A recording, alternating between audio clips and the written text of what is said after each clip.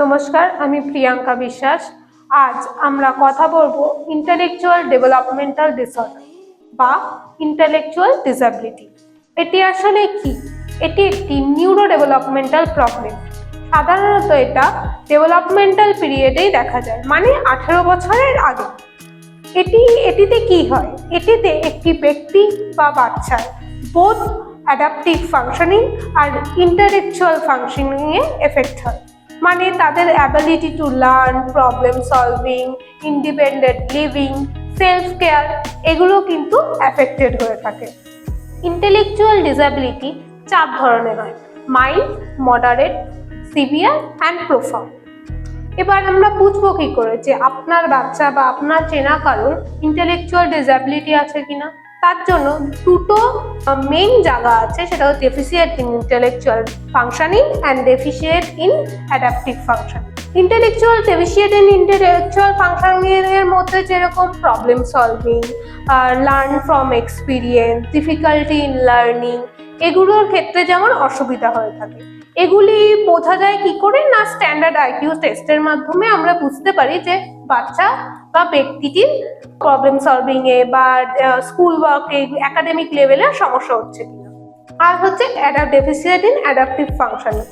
এই ক্ষেত্রে মানে আমরা ডেইলি লাইফটা যেভাবে লিড করি, মানে একটি ব্যক্তি বা একটি বাচ্চা যদি তার বয়স অনুসারে নিজের সেলফ কেয়ারটা না করতে পারলো, বা স্কুল ওয়ার্কটা করতে পারলো না, বা যে সেলফ কেয়ারটা, যে হাইজিনটা মেনটেন করা, সেগুলো করতে পারছে, এগুলো কিন্তু এফেক্টেড হয়ে থাকে।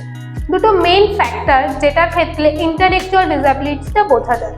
ডেফিসিয়েন্ট ইন ইন্টেলেকচুয়াল ফাংশনিং, সেক্ষেত্রে কি মানে যদি কোনো ব্যক্তি বা বাচ্চার একাডেমিক লেভেলে সমস্যা হয়, প্রবলেম সলভিং এ সমস্যা হচ্ছে, বা কোনো ম্যাথ করতে সমস্যা হচ্ছে, লার্ন ফ্রম এক্সপিরিয়েন্স মানে কোনো একটা এক্সপিরিয়েন্স থেকে কিছু একটা লার্ন করতে সমস্যা হচ্ছে, এগুলো কিন্তু স্ট্যান্ডার্ড আইকিউ টেস্টের মাধ্যমে আমরা বুঝতে পারবো যে এগুলোতে কোনো ব্যক্তি বা বাচ্চার সমস্যা হচ্ছে কিনা।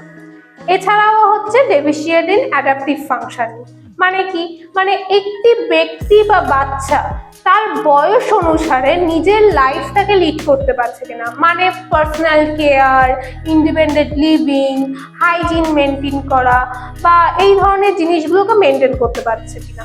যদি এগুলো করতে কোনো একটি ব্যক্তি বা বাচ্চার অসুবিধা হয়ে থাকে, তাহলে হতে পারে যে তার আইডি আছে। এবার আপনাদের মাথায় আসতেই পারে যে কি করে আমার বাচ্চার আইডি হচ্ছে। সেক্ষেত্রে 3টে ফ্যাক্টর খুব ভালোভাবে মাথায় রাখতে হয়। সেটা হচ্ছে প্রিনেটাল, মানে বিফোর বার্থ।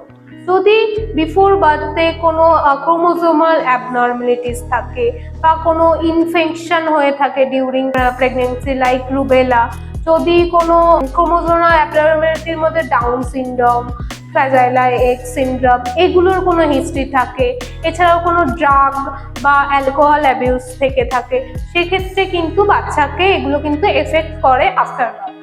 এছাড়া হচ্ছে পেরিনেটাল, মানে ডিউরিং বার্থ।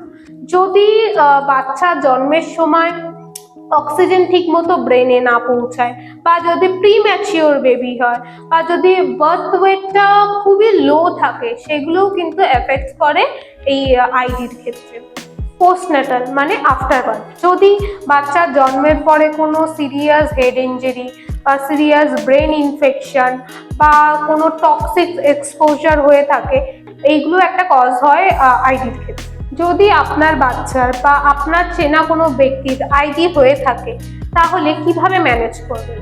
সেক্ষেত্রে প্রথমত খুবই গুরুত্বপূর্ণ যে আর্লি ইন্টারভেনশন।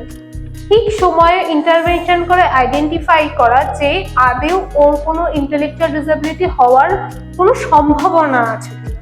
আর যদি হয়ে থাকে, সেক্ষেত্রে special education, vocational training, speech language therapy, social skill training, family education and counselling, এগুলো হেল্প করবে আপনার চেনা ব্যক্তি বা বাচ্চার আইডি ম্যানেজ করতে। যদি ইন্টেলেকচুয়াল ডিসএবিলিটি সম্পর্কে আরও কিছু জানার থাকে, এছাড়া গ্রুপ অ্যাক্টিভিটি বা চাইল্ড প্যারেন্ট কাউন্সিলিং এর প্রয়োজন হয়ে থাকে, তাহলে অবশ্যই আমাদের সাথে কন্ট্যাক্ট করুন স্ক্রিনে দেওয়া নাম্বার। নমস্কার।